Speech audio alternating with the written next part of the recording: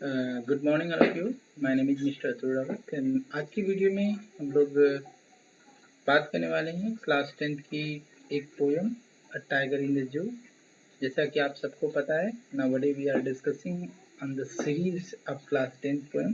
तो आज की क्लास में हम क्लास 10th की पोयम नंबर 3 कह सकते हैं, जिसको हमने लेसन नंबर 3 भी नाम दिया है, अ टाइगर इन द जू।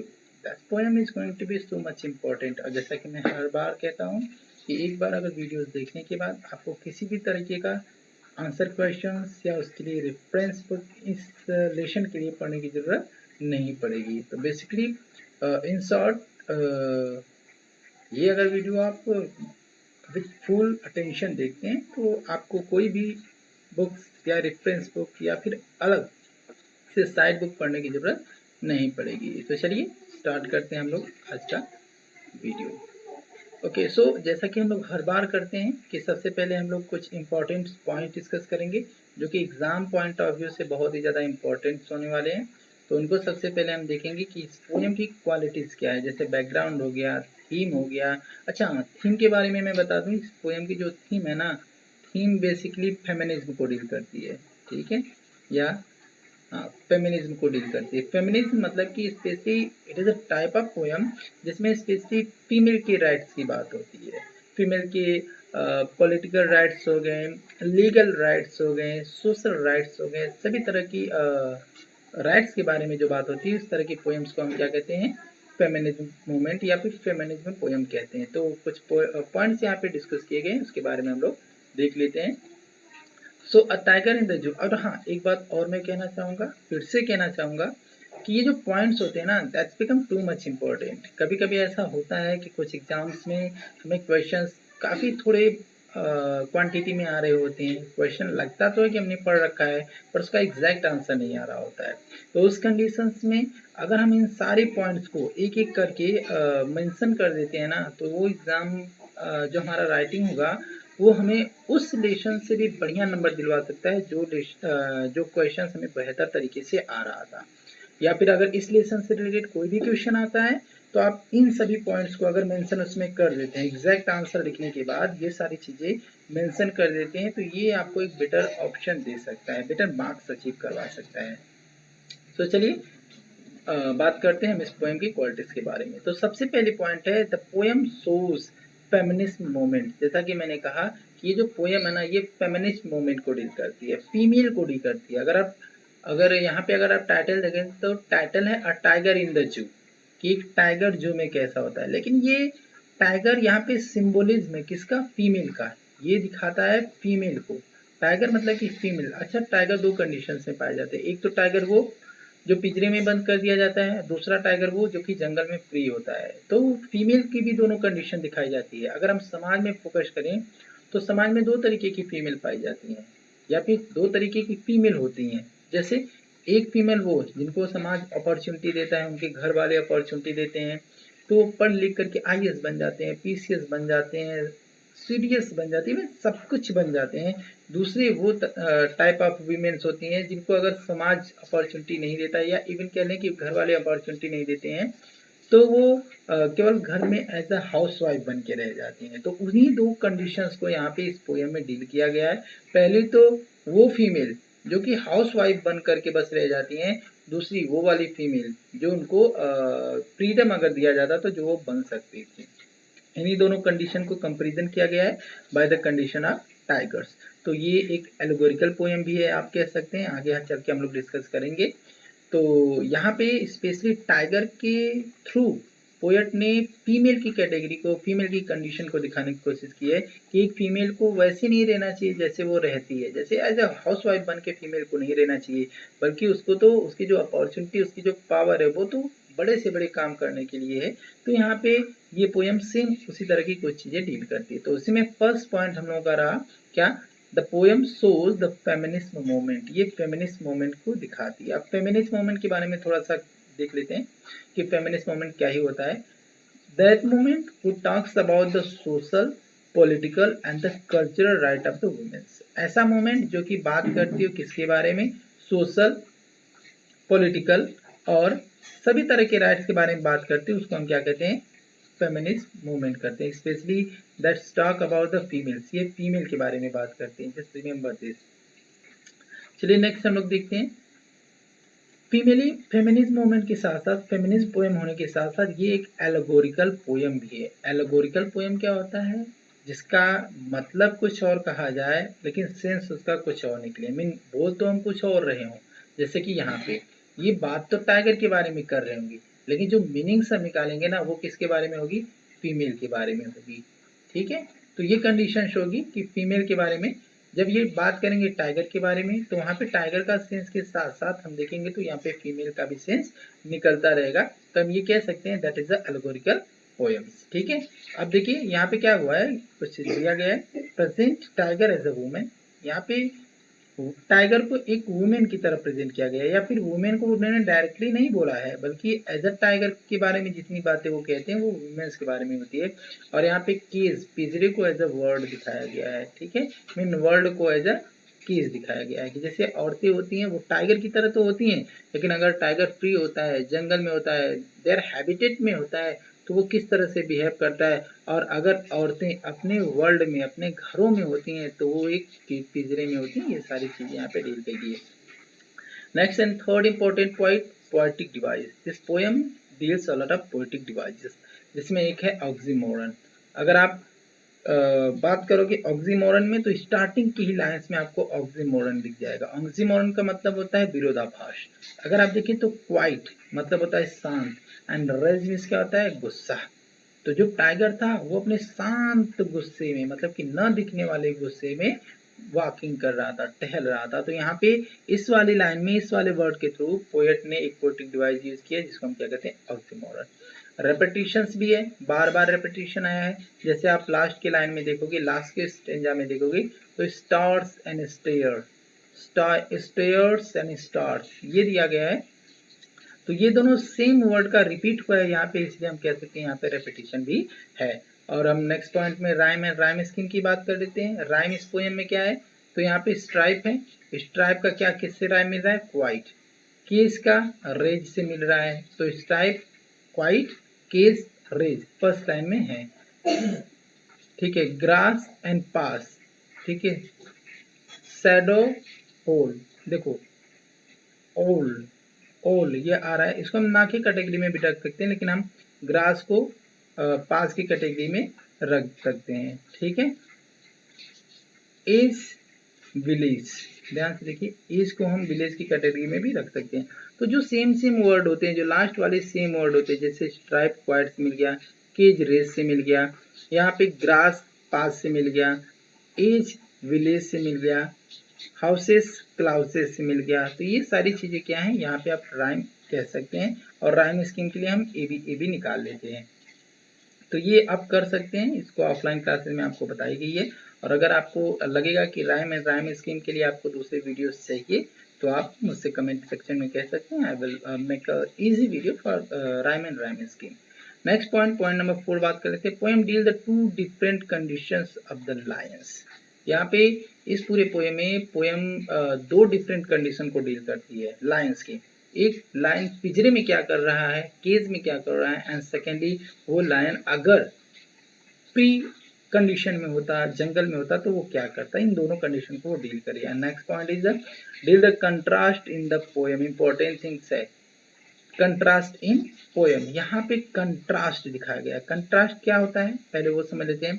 The confusion between reality and imagination, the confusion between reality and imagination are called contrast. तो यहाँ पे कंट्रास्ट ही डील किया गया है, क्योंकि यहाँ पे बार बार पोएट किसको डील कर रहा है, बात कर रहा है टाइगर के बारे में, लेकिन वो इनफैक्ट में टाइगर के बारे में नहीं, बल्कि फीमेल की कंडीशन के बारे में बात कर रहा है। और दूसरे हम देखें तो यहाँ पे देखिए कंट्रास्ट काफी तरीके के होते हैं। कंट्रास्ट वर्बल कंट्रास्ट होता है, जो बोल करके कंट्रास्ट करते हैं। कंट्रास्ट इन एक्शन होता है, जो हम काम करते हैं, कंट्रास्ट होता है। और एक होता है कंट्रास्ट इन सीन या कंडीशन। तो यहाँ पे कंट्रास्ट इन कंडीशन को डील किया गया। क्यों, क्योंकि यहाँ पे दो तरह की कंट्रास्ट डील किए गए हैं।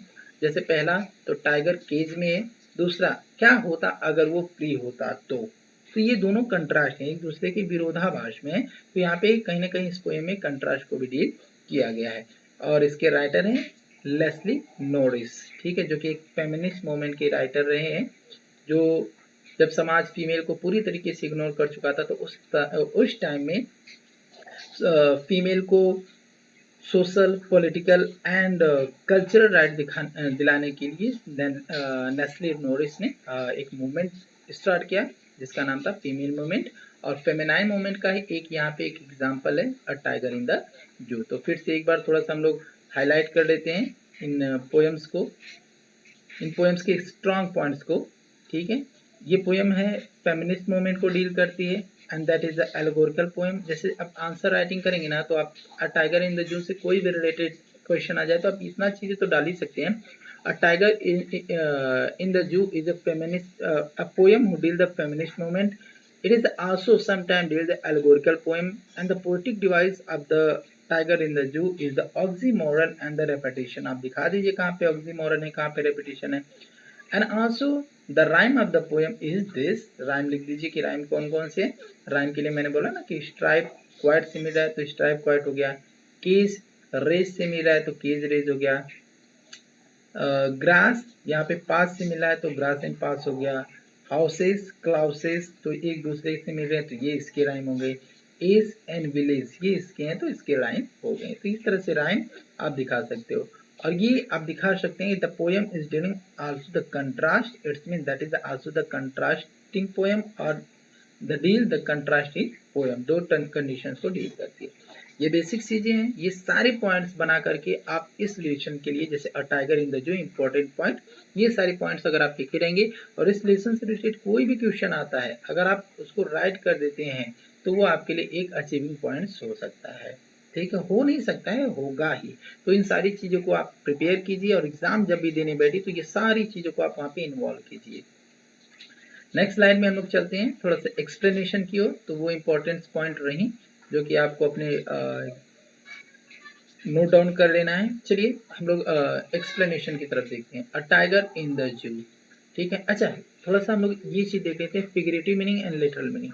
देखिए हम बार बार बताते हैं कि अगर किसी भी पोएम्स को आपको एंजॉय करना है, पोएम के रियल मीनिंग्स को समझना है, तो आपको उसके फिगरेटिव मीनिंग को पकड़ना बहुत ही जरूरी होगा।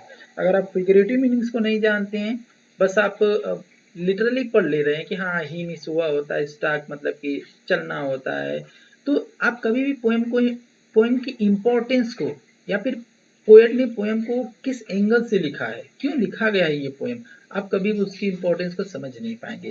पोएम जो होती है वो समाज में सुधार करने का काम करती है। अगर आपको लगता है कि कोई पोएम बस आए में लिख दी गई है, so you will have to understand कि you are not getting the exact point of that poem. तो अगर आपको पाना है तो आपको उसके फिगरेटिव मीनिंग्स को ध्यान में रख के ही पोएम्स को पढ़ना होगा। यहाँ पे कुछ फिगरेटिव वर्ड है, जैसे ही यहाँ पे वर्ड यूज हुआ है टाइगर के लिए, और जहाँ पे भी टाइगर आएगा या ही आएगा वहां पे हम समझेंगे कि वो मैन। जब हमें फिगरेटिव मीनिंग निकालना होगा तो यहाँ पे हम दो तरीके की मीनिंग्स को पढ़ेंगे, literal meaning and also the figurative meanings. तो जब हम फिगरेटिव मीनिंग्स को पढ़ेंगे पूरी पोएम को, तो उस टाइम पे ही या टाइगर जहाँ पे आया होगा हम वुमेन को समझेंगे। नेक्स्ट केस की बात की रही, केस केस मतलब कि पिंजरा होता है। तो केस यहाँ पे अगर हम फिगरेटिव देखें कि केस किसके लिए यूज हुआ है, तो वुमेन्स वर्ल्ड, जो औरतों की दुनिया होती है। औरतों की दो तरीके की दुनिया होती है, जो औरतें फ्री होती हैं, समाज में घूमने के लिए फ्री हैं, कुछ भी करने के लिए फ्री हैं, उनकी दुनिया कैसी होती है, वो फ्री वाली दुनिया होती है, बाहरी दुनिया। और कुछ औरतें होती हैं जो शादी के बाद बस घरों में रह जाती हैं, उनकी दुनिया कौन सी होती है, इन हाउस लाइफ। तो यहाँ पे दोनों तरह के लायंस को, मीन दोनों तरह की फीमेल्स को डील किया गया है, तो उसके बारे में भी हम देखेंगे। तो इन दो वर्ड्स को आप थोड़ा ध्यान में रखिएगा जब भी हम फिगरेटिव मीनिंग्स पढ़ेंगे। तो at that time this two word will help you to understand the exact meaning of the poems. और लिटरल मीनिंग की हम बात करें तो लिटरल मीनिंग्स यहाँ पे हैं stock, vivid strip, case, pad, velvet, वो सारी चीजें हम लोग एक्सप्लेन करते रहेंगे और देखते रहेंगे साथ में, ठीक है। हिस्टॉक, ध्यान से देखिए, हिस्टॉक वो चलता है, ठीक है। कंडीशन क्या है, पहले बैकग्राउंड समझ लेते हैं। बैकग्राउंड या सीन एक जू का है। जू में एक पिंजरा है और उस पिंजरे में एक टाइगर को बंद किया गया है। और टाइगर क्या कर रहा है, टाइगर क्या कर सकता है, आप कैजुअली सोचिए। ही कैन डू नथिंग, बस वो यहाँ से वहां चल सकता है, थोड़ा गुर्रा सकता है, थोड़ा लोगों को देख सकता है, अपनी आंखों को नीचे कर सकता है, ये सब काम कर सकता है। तो सेम सीन को यहाँ पे डील किया गया है हिस्टॉक, स्टॉक मिस होता है तो वैसे वॉक करना, लेकिन यहाँ पे स्टॉक का मतलब होता है प्राउडली वॉक, ठीक है, मतलब कि घमंड में चल रहा है, because tiger knows the powers, ठीक है। उसके बाद भी वो क्या कर रहा है, पिंजरे का सम्मान कर रहा है, रिस्पेक्ट कर रहा है। सो पहले हम लोग लिटरल मीनिंग पढ़ेंगे, उसके बाद फिगरेटिव। हिज टॉक, जो टाइगर होता है वो चलता है in his vivid strip. Strip मतलब होता है लाइन। आप देखेंगे कोई टाइगर होता है तो उसके ऊपर क्या होती है, लाइनिंग्स बनी होती है ना, mean black colours, white colours, yellow colours, तो वही स्ट्राइप कह रहा है। जो टाइगर है वो चल रहा है इन हिज, किस चीज के लिए, किस चीज को, उस पे क्या है, विविड स्ट्रिप, तमाम उस पे धारियां बनी हुई हैं। अ few step of his case, कहाँ चल रहा है, कितना चल रहा है, बस वो few स्टेप चल रहा है, कुछ ही कदम चल पा रहा है, ऑफ हिज केज, अपने पिंजरे में, ठीक है। मतलब अपने पिंजरे का वो बस कुछ ही कदम चलता है, यहाँ से आगे जाता है, आगे से पीछे आता है, बस उतना ही वो चल रहा है। उसकी कंडीशंस को दिखाया गया है कि वो प्राउडली तो चल रहा है। अब उसके बॉडी को, अपीयरेंस को, बॉडी के अपीयरेंस को बताया गया कि उसकी बॉडी पे धारियां बनी हुई हैं, डिफरेंट, विविड मतलब कि डिफरेंट डिफरेंट टाइप्स की लाइंस बनी हुई है, स्ट्रिप बनी हुई है। A few step of his cage, वो बस अपने केज में, अपने पिंजरे के कुछ ही स्टेप्स चल रहा है, कुछ ही कदम चल रहा है। बहुत बड़ा पिंजरा भी नहीं है, छोटा ही है, तो कुछ ही कदम चल रहा है। और किस पे चल रहा है, ऑन पैड। पैड्स का मीन्स होता है लेग, पैर, ठीक है। कह रहा है कि ऑन पैड, अपने पैर पे, और उसके पैर कैसे हैं, ऑफ वेलवेट व्हाइट। वेलवेट मतलब होता है मखमल के। तो जब किसी भी लायंस या किसी भी एनिमल्स, वैसे एनिमल्स, अगर ये इन स्पेशली टाइगर की बात करें तो टाइगर के पैर के नीचे आप देखेंगे तो काफी गुदगुदा सा होता है, ठीक है, दबने वाला होता है, तो उसको वेलवेट कहा गया है। वेलवेट वर्ड इसलिए यूज किया गया है क्योंकि क्वाइट, शांति से चलने के लिए, अगर कोई हार्ड थिंग होती है तो उस पर अगर चलते हैं तो साउंड आता है, लेकिन वेलवेट क्वाइट के मतलब की आवाज नहीं आ रही। तो कहने का मतलब है कि वो अपने मखमल वाले पैरों पे, जो गद्देदार उसके पैर है, उस पे चलता है कैसे, क्वाइट, धीरे धीरे चलता है, आराम से चलता है। इन हिज क्वाइट रेज, और कैसे, in his quiet rage, quiet मतलब होता है साइलेंस या ना दिखने वाला, एंड रेज मतलब क्या होता है, एंगर, ठीक है। और वो किस में चल रहा होता है, अपने एंगर वाले साइलेंस में, दिख तो नहीं रहा होता है विजिटर्स को, जो उनको जू में उसके पिंजरे के बाहर खड़े होकर के देख रहे होते हैं, उनको ये दिखता तो नहीं है कि वो गुस्से में है, लेकिन हाँ वो अंदर से गुस्सा होता है जो कि दिखता नहीं है। तो ये इसका फर्स्ट लाइन का कहीं ना कहीं सेंस रहा। और इसको हम लोग थोड़ा सा इसके लिटरल मीनिंग से भी देख लेते हैं, ठीक है। लिटरल मीनिंग देखना बहुत जरूरी है, क्योंकि अगर सॉरी, ये तो लिटरल मीनिंग रहा, हम लोग इसके फिगरेटिव मीनिंग्स को देख लेते हैं। फिगरेटिव मीनिंग अगर हम देख लेंगे तो ये वुमेन के सेंस में किस तरीके से काम करता है वो हम लोग समझ पाएंगे अच्छे तरीके से। चलिए देख लेते हैं उसकी फिगरेटिव मीनिंग को। हिज टॉक, अब देखिए ये कंडीशन क्या है, जैसे टाइगर कहाँ पे बंद था, वो बंद था एक केज में। अब यहाँ पे औरतें भी तो केज में ही बंद होती हैं ना, पिंजरे में ही बंद होती है ना, शादी के बाद जब वो आती हैं, अगर हम घरों में देखें तो वो घरों से घरों में ही रह जाती हैं, घर की दहलीज लांघने तक की उनको परमिशन नहीं होती है। हाँ, उन औरतों की बात हम नहीं कर रहे हैं जो फ्री होती हैं या जिनकी फैमिली मॉडर्न होती है, जिनकी सोच अलग होती है, लेकिन हम उन औरतों की, समाज के उस पहलू को यहाँ पे पोएट ने हाईलाइट करने की कोशिश की है जो कि आज भी कहीं ना कहीं एक ओल्ड प्रेजुडिस से ग्रसित है। तो वहाँ पे हम देखते हैं कि औरतें भी पिंजरों में ही बंद है। तो वहाँ पे क्या था, हिज टॉक, वो चलती है इन हिज विविड स्ट्रिप, अपने डिफरेंट डिफरेंट स्ट्रिप को लिए हुए। वहाँ पे तो स्ट्रिप मतलब कि डिफरेंट लाइंस को था, लेकिन यहाँ पे फीमेल के लिए डिफरेंट रिस्पॉन्सिबिलिटीज हो जाएगा, डिफरेंट रिस्पॉन्सिबिलिटी, रिस्पॉन्सिबिलिटी मतलब कि यहाँ पे औरत अपने डिफरेंट डिफरेंट रिस्पॉन्सिबिलिटी को लिए हुए वो प्राउडली वॉक करती है। रिस्पॉन्सिबिलिटी डिफरेंट कैसे, एक औरत ही माँ होती है, एक औरत ही बहन होती है किसी की, एक औरत किसी की बहू होती है, एक औरत किसी की वाइफ होती है, तो वो तरह तरह की स्ट्रीट मतलब कि रिस्पॉन्सिबिलिटी को लिए हुए वो चलती है। अब फिर स्टेप, कुछ ही कदम, बहुत घर बड़ा नहीं होता है, कुछ ही कदम चलती है, ऑफिस केज, अपने घर में, ठीक है। केज का मतलब यहाँ पे क्या है, घर में, अपने घर में कुछ कदम चलती है, डिफरेंट डिफरेंट रिस्पॉन्सिबिलिटी को लिए हुए वो अपने घरों में चलती है। On pad of the velvet quite, किस तरह से पैर से, वेलवेट क्वाइट। आप देखते होंगे कि औरतें क्या होती हैं, धीरे धीरे चलती हैं, कभी भी उनके पैर से आवाज नहीं आती है। तो वो यहाँ पे चीज को डील किया गया है कि वेलवेट क्वाइट, धीरे धीरे कदमों से अपने चलती है। इन हिज क्वाइट रेज, अपने शांत गुस्से में दिखने वाले। यहाँ पे रेस का मतलब गुस्सा नहीं बल्कि एनर्जी, अगर हम किसी फीमेल को छोड़ दें, फ्री दे, अपॉर्चुनिटी दें कि जाओ यहाँ पे पढ़ लो, वहाँ पे पढ़ लो, जो मर्जी वो पढ़ लो, तो उनके पास क्या उतनी एबिलिटी नहीं होती है जितनी कि दूसरी औरतों के पास होती है। जो दूसरी औरतें पढ़ के IAS PCS एक्सेट्रा जो चाहे वो बन सकती हैं, डॉक्टर बन सकती हैं, इंजीनियर बन सकती है, क्या ये वह औरत नहीं बन सकती है? ऑफकोर्स बन सकती है। इसके पास भी इतना रेज है, इतना एनर्जी है कि वो क्या कर सकती है कि बन सकती है, लेकिन वो उसको क्या किए हुए, दबाए हुए, क्वाइट रेज, अपनी एनर्जी को दबाए हुए वो इस काम को कर रही है। Stock in vivid stage, different different personality को लिए हुए वो वॉक करती है, वो टहलती है इन इस केज, अपने घरों में, बस on the pad of the velvet, quite शांत, अपने पैरों से इन स्क्वाइट रेज, अपने एनर्जी को समेटे हुए, अपने एबिलिटी को समेटे हुए, अपने रिस्पॉन्सिबिलिटी, इवन यू कह लो कि अपने जो कुछ भी करने की क्षमता होती है उसको समेटे हुए। ये रहा इसका फिगरेटिव एंड लिटरल मीनिंग। अब हम क्या करेंगे कि बस लिटरल मीनिंग पे फोकस करेंगे, क्योंकि अगर हम फिगरेटिव मीनिंग्स पे भी फोकस करेंगे then that will be too much lengthy है। ठीक है, नेक्स्ट की बात हम करें। ठीक है, थोड़ा से give me some time, I want to erase this all, neither that will look very irritating. Okay, so now we can see कि हमारा फर्स्ट जो स्टेंजा है that is clear, and now we are going to focus on the second stanza. देखिए जो first stanza था that's for dealing the first condition.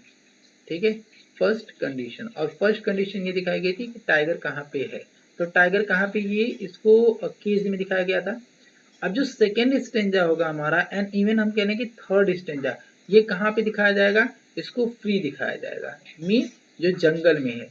ठीक है, जंगल में अगर ये रहता या फॉरेस्ट में रहता तो इसका एक्ट कैसा होता, या फिर ये यहाँ पे ये सब कर रहा है, इसको ये किस तरीके से रह रहा है, किस तरीके से चल रहा है, क्या कर रहा है, ये कहाँ पे कर रहा है, केज में कर रहा है। लेकिन पोएट बताता है कि इसको ऐसा नहीं करना चाहिए, एक टाइगर इसके लिए नहीं बना है, बल्कि उसको क्या करना चाहिए, आगे बताते हैं। He should be lurking. He should be lurking. Lurking किस मीन्स होता है, lurking मीन्स क्या होता है, लुक, देखना, या फिर देखना, लखना, उसको देखना चाहिए इन शैडो, शैडो मीन्स होता है छांव में, उसको देखना चाहिए छांव में, sliding through the long grass, किससे होकर के देखना चाहिए, लॉन्ग ग्रास, उसको यहाँ पे कंडीशन डेट की है कि टाइगर को छांव में बैठ के जो लंबी लंबी ग्रासेस है, घास है, उसके थ्रू उसको देखना चाहिए। नियर द वाटर होल, उसको कहाँ पे बैठना चाहिए, near the water hole, water hole मतलब कि तालाब, पॉन्ड। ठीक है, उसको तालाब के किनारे पे जो छांव है, पेड़ों की छांव है, वहां पर बैठ करके उसको लर्किंग करना चाहिए, लखना चाहिए, किस चीज को देखना चाहिए, किस चीज को देखना चाहिए, वेयर द पंप डियर पास, देखना चाहिए लॉन्ग लॉन्ग ग्रासेस से उस चीज को, उस पॉन्ड पे देखना चाहिए जहां से long, where the plump deer pass, जहां से हो करके प्लम मतलब कि मोटे मोटे मसल्स वाले डियर्स पास होते हैं। यहाँ पे ये चीजें दी गई हैं, डियर्स मतलब हिरन। ठीक है, स्पेलिंग एरर है थोड़ा सा, उसको आप सही कर लीजिएगा। डियर कह रहा है कि इस टाइगर को केज में नहीं होना चाहिए, बल्कि वहां पे होना चाहिए जहां पे ये छांव में बैठ करके किसी तालाब के किनारे बैठ करके वो लंबी लंबी ग्रासेस से वो वेट कर रहा हो, किसका, प्लम डियर्स का, कहाँ पे बैठ के, तालाब के किनारे की, जब वो आए तो उस पर मैं क्या करूं, अटैक करूं, ये उसका काम है, अटैक करना, शिकार करना, लर्किंग करना, स्लाइडिंग करना। ठीक है, ये सारा काम उसका है, लेकिन यहाँ पे वो ऐसा नहीं कर रहा है, बल्कि इस कंडीशन की जगह पे वो कहाँ पे पैक है, वो एक पिंजरे में पैक है। यहाँ पे वुमेन का सेंस हम समझ सकते हैं कि वुमेन को IAS बनना चाहिए, PCS बनना चाहिए, लेकिन यहाँ तो वुमेन बस एक पिंजरे में बंद है, एक हाउस में बंद है। थर्ड स्टेंजा की अगर हम बात करें, ही शुड बी, आगे उसको क्या करना चाहिए, उस टाइगर को क्या करना चाहिए। ठीक है, ही शुड बी स्नॉरिंग, स्नॉरिंग मतलब होता है गुर्राना। देखिए रोरिंग अलग चीज थी, रोरिंग मतलब कि दहाड़ना होता है, स्नॉरिंग मतलब कि गुर्राना। ठीक है, जैसे टाइगर्स होते हैं, टाइगर्स बार्किंग करने से पहले क्या करते हैं, स्नॉर्लिंग करते हैं, वैसे ही जो टाइगर होते हैं, ठीक है, जैसे जो डॉग होते हैं, डॉग बार्किंग करने से पहले क्या करते हैं, स्नॉर्लिंग करते हैं, वैसे ही टाइगर भी क्या करते हैं, रोर करने से पहले स्नॉर्लिंग करते हैं। तो स्नॉर्लिंग का मतलब क्या होता है, गुर्राना। He should be snoring, उसे गुर्राना चाहिए अराउंड द हाउसेस, घर के चारों तरफ, एट द जंगल्स एज, जो कि जंगल के किनारे पे है, एज मतलब किनारा, उसे तो जो टाइगर है उसको तो गुर्राना चाहिए, कहाँ पे, जंगल के किनारे पे जो घर हैं उनके चारों तरफ जा करके। बेयरिंग हिज पैंस, दिखाना चाहिए, बेयरिंग मतलब कि शो, दिखाना चाहिए, हिज वाइट पैंस, अपने सफेद सफेद दांत को दिखाना चाहिए, हिज क्लाउज, अपने पंजों को दिखाना चाहिए, एंड टेरराइजिंग द विलेजर्स, और ये सब करके उसको क्या करना चाहिए, गांव वालों को डराना चाहिए, ये सब काम है उसका। उसका टाइगर का काम शिकार करना है, टाइगर का काम लोगों को डराना है, ये सब काम है। लेकिन यहाँ तो टाइगर एक पिंजरे में बंद है, ऐसा वो दिखाने की कोशिश किया है। नेक्स्ट स्लाइड में हम देखते हैं ये 3 स्टेंजास रहा। नेक्स्ट स्लाइड में नेक्स्ट स्टेंजा है और कहते हैं बट ही लॉक्ड। पहले अगर आप केयर करेंगे तो फर्स्ट सेकेंड स्टेंजा में उसे first second and third stanza में से जो फर्स्ट स्टेंजा था वो केस का था। सेकेंड जो थर्ड सेकेंड और थर्ड स्टेंजा था वो शुड करके यूज हुआ था कि उसको केज में नहीं रहना चाहिए बल्कि ये सब करना चाहिए। वो सिर्फ अब फिर से वापस सीन कहाँ पे आती है, केज की आती है। बट, लेकिन, बट क्या होता है, हमने बार बार बताया कि but is a contrasting word. जहाँ पे भी बट लग जाता है वहां पे सेंस अलग हो जाता है, सेंस चेंज हो जाता है, सेंस उल्टा हो जाता है। जैसे Ram is a good boy but Shyam is bad, मतलब कि पहले गुड आया फिर बट के बाद क्या गया, बैड आ गया। तो ये कंट्रास्टिंग वर्ड होते हैं। जैसे बट हो गया, यट हो गया, ये सब कंट्रास्टिंग वर्ड होते हैं। तो इससे पहले इसको ये करना चाहिए, ये बात थी, अब उसका सेंस उल्टा हो गया होगा। यहाँ पे कह रहा है कि बट ही, लेकिन वो locked in the concrete cell, वो जंगल में नहीं है, इसकी जगह पे वो कहाँ पे है, he locked in the concrete cell. Concrete मतलब कि स्ट्रॉन्ग सेल, जो बड़ी बड़ी दीवारें हैं, बड़े बड़े आयरन बार्स हैं, वहां पे ये क्या है, पैक है, बंद है, ये तो बाहर जा ही नहीं सकता है। जिस स्ट्रेंथ, उसकी जो पावर है, बिहाइंड बार्स, वो तो बार्स जो आयरन रॉड है, बार्स का मतलब होता है आयरन रॉड, जिसमें जिसमें वो बंद होता है। तो उसकी जो पावर है ना, बिहाइंड द बार्स, वो तो बार्स के पीछे ही है, बाहर तो निकल ही नहीं पा रहा है। And stalking in the length, stalking in the length of his cage, वो फिर से कह रहा है कि स्टॉकिंग, स्टॉकिंग मतलब कि चल रहा है, in the length of his cage, ignoring the visitors, वो और वहाँ पे जो लोग हैं उनको इग्नोर करते हुए, इग्नोर क्यों कर रहा है, अपनी रिस्पेक्ट बचा रहा है। क्योंकि एक टाइगर कभी भी इस तरीके से नहीं होता है जिसपे कोई भी पत्थर मार के चला जाए। लेकिन केज में तो उसके साथ यही हो रहा है ना, लोग आ रहे हैं, छोटे छोटे बच्चे आ रहे हैं, उसके सामने खड़ा होकर के पत्थर मार के चले जा रहे हैं। तो वो अपने रिस्पेक्ट को बचाने के लिए उनको इग्नोर कर रहा है। वो बताना चाहता है कि मैं तुम्हें नहीं देख रहा हूँ, अगर मैं तुम्हें देख रहा होता तो तुम्हें मैं मार देता। ठीक है, तो इस तरीके से अगर जंगल में अगर वही टाइगर मिल जाए तो किसी को हिम्मत नहीं होती कि सामने खड़ा हो जाए। But now at time his condition is different, so the peoples are throwing stones on them. ठीक है, तो ये कर रहा है कि वो उनको इग्नोर कर रहा है। ही हियर्ड, अब देखिए लास्ट वॉइस है यहाँ पे, ही हियर्स, ठीक है, वो सुनता है, the last voice at night, रात की आखिरी आवाज सुनता है। दिन भर में उसके साथ में क्या हुआ, ये सब हुआ, लेकिन अब रात हो रही है, उसका डेली का रूटीन ये बन चुका है। ही हियर्स, वो सुनता है, the last voice at night, रात की आखिरी आवाज को, द पेट्रोलिंग कार्स, वो किस चीज की आवाज होती है, पेट्रोलिंग कार्स। अच्छा, पेट्रोलिंग कार्स के बारे में थोड़ा देख लेते हैं। जो जूस होते हैं, जो जंगल होते हैं, उसमें शाम के टाइम में जब जू को बंद होते हैं तो सभी केज को चेक करने के लिए कि सभी जो एनिमल्स हैं वो अपने केज में है कि नहीं, सभी का केज लॉक है कि नहीं है, सभी एनिमल्स अपना फूड पा गए हैं कि नहीं, खाने के लिए कुछ पाए हैं कि नहीं, उन चीज़ों को चेक करने के लिए और जू को लॉक करने के लिए एक कार होती है जो लास्ट में सारे जू के सारे केज की तरफ जाती है और वहां पे जाकर के उसको चेक करते हैं, तो वो आखिरी में सबसे होता है और उसके बाद जू को बंद किया जाता है। उसी का नाम होता है पेट्रोलिंग कार। पेट्रोलिंग कार मतलब घूमती हुई कार के बारे में, जो कि आपने देखा भी होगा, सफारी टाइप की होती हैं। जब आप बड़े बड़े जूस में जाते हैं तो वहाँ पे सफारी होती है ट्रेवल के लिए।